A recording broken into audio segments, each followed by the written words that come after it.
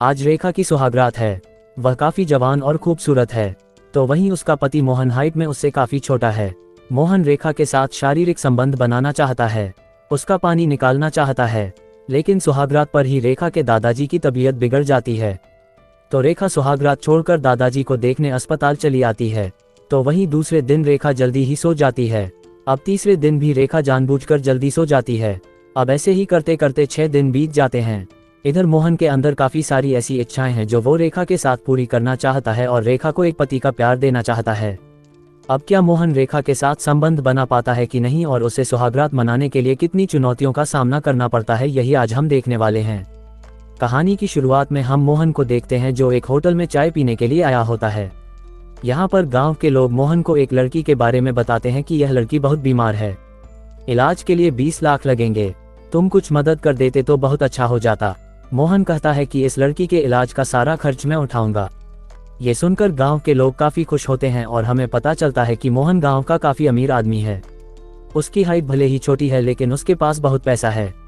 इधर हम मोहन के भाई को देखते हैं जो मोहन के माँ को एक लड़की की फोटो दिखाता है और कहता है कि इस लड़की का नाम रेखा है। इस लड़की ने मेरे भाई मोहन को पसंद किया है।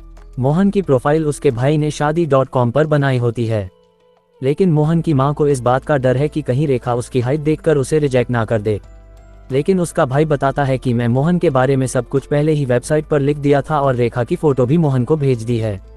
इधर फोटो को देखकर मोहन के पैर तो जमीन पर ही नहीं होते। उसने तो रेखा को देखकर बच्चों के नाम भी सोच लिए होते हैं। मोहन रेखा को पसंद कर लेता है।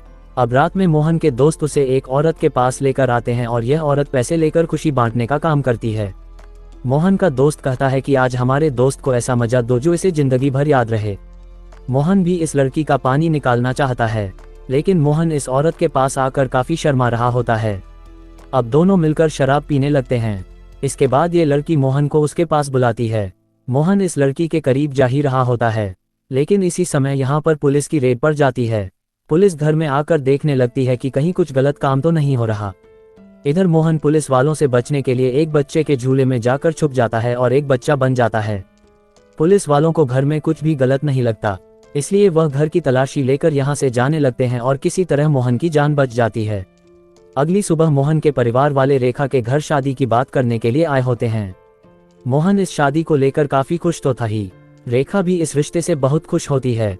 दोनों अकेले में कुछ बात करके एक दूसरे को पसंद कर लेते हैं। इसके बाद पूरे रीति रिवाज के साथ मोहन और रेखा की शादी हो जाती है। इस शादी को लेकर दोनों भी काफी एक्साइटेड होते हैं। मोहन बहुत धूमधाम से एक गाड़ी पर रेखा को बैठाकर उसे अपने घर ले आता है। अब रात में मोहन की सुहागरात है। वह फूलों की खुशबू ले रहा होता है और सोच रहा होता है कि उसे आज रात क्या क्या करना है। कुछ ही देर में रेखा भी रूम में दूध का गिलास लेकर आती है और पलंग पर जाकर बैठ जाती है। मोहन कहता है कि मेरे पास आकर बैठो ना। फिर मोहन दूध पीता है और वही दूध रेखा भी पी लेती है। अब दोनों इस रात को आसान बनाने के लिए एक दूसरे को खुद के बारे में बताने लगते हैं, लेकिन दोनों कुछ कर पाते। तभी एक औरत आकर रेखा को बाहर बुलाती है और उसे बताती है कि तुम्हारे दादाजी को अस्पताल में एडमिट करना पड़ा क्योंकि उन्होंने शादी में काफी ज्यादा शराब पी ली थी। रेखा सुहागरात छोड़कर तुरंत अस्पताल अपने दादाजी को देखने जाती है। इधर मोहन के प्लान पर पानी फिर गया। उसने आज की रात को लेकर काफी सारे सपने देख रखे थे, लेकिन अफसोस वह अब कुछ नहीं कर पाएगा। मोहन हॉस्पिटल जाकर कहता है कि चलो हम घर चलते हैं, लेकिन रेखा उसे मना करती है और दादाजी से मिलने चली जाती है।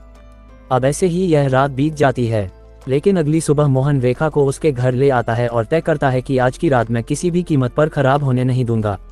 रात में मोहन रेखा के लिए जलेबी लेकर आता है, जिसे देखकर वह हंसती है। जलेबी रेखा को पसंद आती है। फिर दोनों सोने की तैयारी करने लगते हैं। मोहन बताता है कि अब हमें फैमिली प्लानिंग करना चाहिए, हमें कितने बच्चे चाहिए, ये सब वह रेखा को बता रहा होता है। लेकिन इस समय तक तो रेखा सो गई होती है और खर्राटे भी ले रही होती है। अब रेखा को ऐसे देखकर मोहन परेशान हो जाता है। उसे समझ नहीं आ रहा कि वह रेखा के करीब कैसे जाए, कैसे उसे प्यार करें, पति होने का धर्म कैसे निभाएं। तभी उसके दोस्त का कॉल आता है। दोस्त कहता है कि तू और भाभी मिलकर पकड़म पकड़ाई खेल रहे हो ना, लेकिन मोहन अपने दोस्त को रेखा के खर्राटों की आवाज सुनाता है। इधर उसका दोस्त भी परेशान हो जाता है और कहता है कि मोहन तू अभी तक रेखा के करीब नहीं जा सका। अब हर रात रेखा जल्दी ही सो जाने लगती है, लेकिन एक दिन मोहन इन सब बातों से परेशान होकर सारी बात उसके दोस्त को बता देता है। उसका दोस्त कहता है कि तुझे ही आगे बढ़ना होगा, जब वह सो रही होगी तब तू कुछ ऐसा कर जिससे भाभी तेरे पास आ जाए। अब रात में रेखा के सोने के बाद मोहन उसके करीब जाकर उसे टच करता है तो रेखा तुरंत जाग जाती है और उसे मोहन पर बहुत गुस्सा आता है। वो कहती है कि तुमने मुझे बिना पूछे छुआ कैसे। मोहन कहता है कि मैं तुम्हारा पति हूं और मुझे पूरा हक है तुम्हें टच करने का। तुम्हें इतना गुस्सा क्यों आ रहा है। मोहन समझ चुका है कि रेखा ने उससे बस उसके पैसे देखकर शादी की है। वह उसके पैसों से प्यार करती है। मोहन ये सारी बातें रेखा को बता देता है। रेखा कहती है कि तुमने मुझे क्या उस टाइप की लड़की समझा है, मैं वैसी लड़की नहीं हूँ। इनका शोर देखकर घर के लोग मोहन के रूम में आ जाते हैं और पूछने लगते हैं कि तुम्हारे बीच किस बात को लेकर झगड़ा है। रेखा रोते हुए बताने लगती है कि जब मैं छोटी थी तब मुझे डांस बहुत पसंद था, लेकिन एक दिन मेरे डांस टीचर ने मुझे गलत तरीके से छुआ, मेरे साथ जबरदस्ती करने की कोशिश करी। तब से मुझे कोई भी टच करता है तो मुझे उससे डर लगता है। मुझे ये शादी नहीं करनी थी, लेकिन मेरे माता पिता की वजह से मुझे ये शादी करनी पड़ी।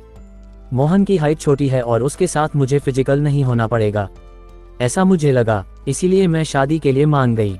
मुझे लगा शादी के बाद हम एक अच्छे दोस्त की तरह रहेंगे, लेकिन मोहन ने आज सारी मर्यादा ही पार कर दी।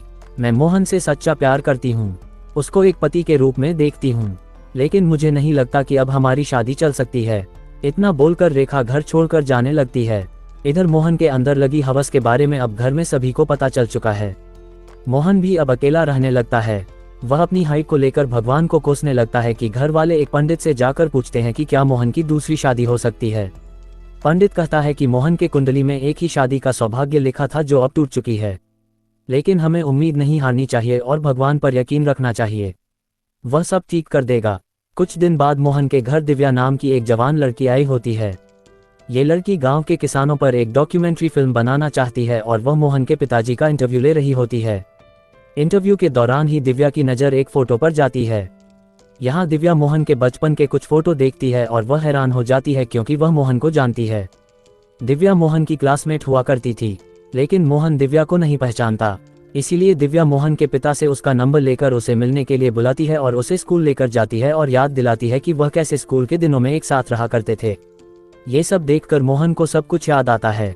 वह कहता है कि तुमने तो मुझे सरप्राइज दे दिया। अब धीरे धीरे दोनों हर रोज मिलने लगे। मोहन के भी चेहरे पर अब खुशी हम देख सकते हैं। दोनों को भी एक दूसरे से प्यार हो जाता है।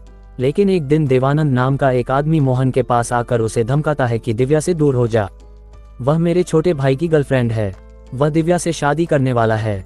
आइंदा कभी दिव्या के साथ दिखाई दिया तो पहले ही छोटा है और छोटा कर दूंगा। लेकिन मोहन इसकी बातों से नहीं डरता। वह कहता है कि दिव्या अगर मुझसे शादी करना चाहती है तो मैं उसके साथ शादी कर लूंगा, जो करना है कर ले।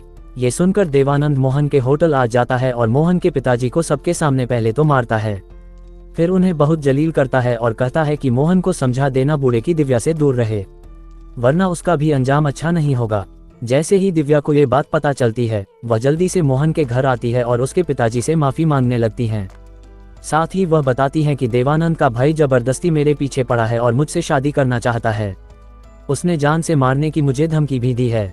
मोहन के पिताजी कहते हैं कि डरो मत बेटी, मेरा एक दोस्त है जो एक पहलवान है, हम उसे अपना बॉडीगार्ड बनाएंगे। फिर मोहन अपने पिताजी के दोस्त यानी इस पहलवान से मिलने आ जाता है, लेकिन यहाँ आकर उसे पता चलता है कि पहलवान तो 6 साल पहले ही इस दुनिया से चला गया है, लेकिन उसका एक बेटा है बलबीर, वह भी एक पहलवान है और उसी की तरह बहादुर भी है। मोहन बलबीर को अपने साथ ले लेता है। अब जैसे ही बलबीर गांव आता है तो उसकी खुशी में गांव वाले पटाखे फोड़ते हैं, लेकिन बलबीर जैसे ही पटाखे की आवाज़ सुनता है वह डर जाता है, लेकिन फिर भी वह ऐसा दिखाता है कि वह बहुत बहादुर है। अगली सुबह मोहन दिव्या से मिलने आया होता है। यहाँ पर दिव्या उसे मंदिर से लाया हुआ प्रसाद देती है। मोहन भी दिव्या को एक रिंग गिफ्ट करता है। अंगूठी को देखकर दिव्या मोहन से खुश होकर वह अंगूठी उसके हाथ में पहन लेती है। दोनों भी एक दूसरे को पसंद करने लगे हैं, लेकिन तभी हम देखते हैं कि दिव्या देवानंद से मिली हुई है और इनका एक साथी भी है जिसका नाम अर्जुन है। ये तीनों मिलकर मोहन को फंसा रहे हैं। दिव्या मोहन को धोखा दे रही है। दिव्या इन्हें बताती है कि मोहन भले ही हाइट में छोटा क्यों ना हो, लेकिन वह सोने की तस्करी करता है। मोहन और उसका पार्टनर गौतम ये दोनों काफी शातिर लोग हैं। दोनों मिलकर बड़ी बड़ी डील्स करते हैं और हमारी डील्स इनकी वजह से नहीं हो पाती। अब मोहन को जो मैंने प्रसाद दिया है उसमें जहर था जो धीरे धीरे मोहन को मार देगा, उसे हमारे रास्ते से हमेशा के लिए हटा देगा। लेकिन दिव्या शायद ये भूल गई थी कि मोहन भले ही हाइट में छोटा क्यों ना हो, लेकिन वह कोई बच्चा नहीं है। मोहन ने जो रिंग दिव्या को दी होती है उस रिंग में एक ट्रांसमीटर लगा होता है। ये ट्रांसमीटर मोहन ने लगाया था क्योंकि मोहन को पता था कि कोई भी लड़की बिना मतलब के उसके पास आ ही नहीं सकती। अब इस ट्रांसमीटर की मदद से मोहन दिव्या की सारी बातें सुन लेता है और अपने दोस्त से कहता है कि वह प्रसाद मैंने खाया ही नहीं। साथ ही उसे अब पता है कि दिव्या अर्जुन के साथ मिलकर एक सोने की बहुत बड़ी डील करने वाली है। इसलिए मोहन अर्जुन के एक साथी को पकड़ लेता है और उससे कहता है कि हमें बता वो कंटेनर कहाँ है, वरना मैं तुझे जिंदा नहीं छोड़ूंगा। डर के मारे आदमी कंटेनर किस जगह रखा है वह बता देता है। इधर अर्जुन दिव्या के हाथ में मोहन ने दी हुई रिंग देख लेता है और उसे पता चल जाता है कि मोहन ने इस रिंग में ट्रांसमीटर लगाया है। वह जल्दी से कंटेनर के पास आता है तो यहाँ पर मोहन और गौतम मौजूद होते हैं। देखते ही देखते इन लोगों के बीच लड़ाई होने लगती है। इस लड़ाई में अर्जुन और उसके साथी हार जाते हैं और मोहन यहाँ पर जीत जाता है। मोहन के पास अब वह कंटेनर भी है। अगली सुबह रेखा मोहन के पास आकर उससे माफी मांगने लगती है। उसे उसकी गलती का पछतावा हो गया है। मोहन भी रेखा को माफ कर देता है। तभी एक आदमी मोहन को फोन कर कहता है कि मुझे तुम्हें गौतम को लेकर कुछ बताना है क्योंकि गौतम ने कई लोगों को मारा है। अब दोस्तों सवाल ये है कि यह लोग थे कौन और ऐसा क्या है जो मोहन को पता नहीं है, और इसी सस्पेंस के साथ ये कहानी यहीं पर समाप्त होती है। उम्मीद करते हैं आपको ये कहानी पसंद आई होगी। अब बस थोड़ा सा इंतजार, मिलते हैं अगली वीडियो में। तब तक के लिए लाइक, शेयर और सब्सक्राइब करना ना भूलें।